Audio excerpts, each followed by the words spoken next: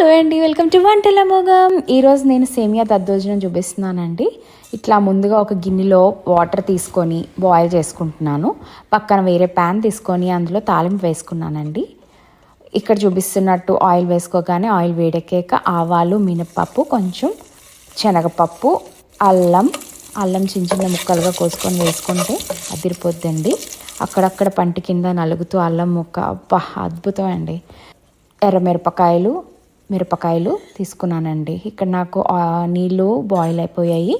అందులో వెర్మిసెలి, అదే మన సేమియా వేసుకున్నానండి. చాలా ఫాస్ట్గా ఉడికిపోతుంది. 8 minutesలో ఉడికిపోయిందండి నాకైతే పర్ఫెక్ట్గా. సో ఇక్కడ చూపిస్తున్నట్టు మనకు తెలిసిపోద్ది సేమియా ట్రాన్స్పరెంట్ అయిపోతుందండి. మీకు ఇంకా డౌట్ ఉంటే ఒక్కసారి ఒక రవ్వ తీసుకొని ఇట్లా ప్రెస్ చేసి చూస్తే మీకు బాగా ఈజీగా బ్రేక్ అయిపోతుంది అనమాట. ఎక్కువసేపు ఉంచితే అది ముషి అయిపోతుందండి.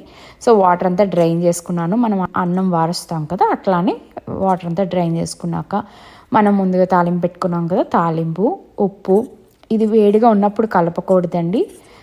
కొంచెం రూమ్ టెంపరేచర్కి రావాలి. సో నేను ఇక్కడ చల్లారబెట్టుకున్నాను. ఈ తాలింపు మాత్రం వేడిగా ఉన్నప్పుడు వేస్తే ఆ కారం అంతా పడుతుంది. ఇప్పుడు మనం కమ్మటి పెరుగు వేసుకోవాలండి ఇందులోని. సో ఫుల్గా పెరుగుతోనే కలుపుకుంటే చాలా కమ్మగా ఈ వేడి వేడి వెదర్కి కడుపుకి ఎంతో హాయిగా ఉంటుందండి. నేను ఈరోజు మా అబ్బాయి దగ్గరికి వెళ్తున్నాను. సో వాడి కోసం అని లంచ్ ప్యాక్ చేస్తున్నాను అనమాట. సో ఇదైతే హ్యాపీగా, మాకు కూడా ఇక్కడ సమ్మర్ స్టార్ట్ అయిపోయిందండి. చాలా వేడిగా ఉంది. సో ఇట్లాగా రుచి చూసుకొని ఉప్పు సరిపోయిందా లేదా అని కలిపి పెట్టుకోవడమే, అంతే. ఎంతో రుచికరమైన దద్దోజనం రెడీ.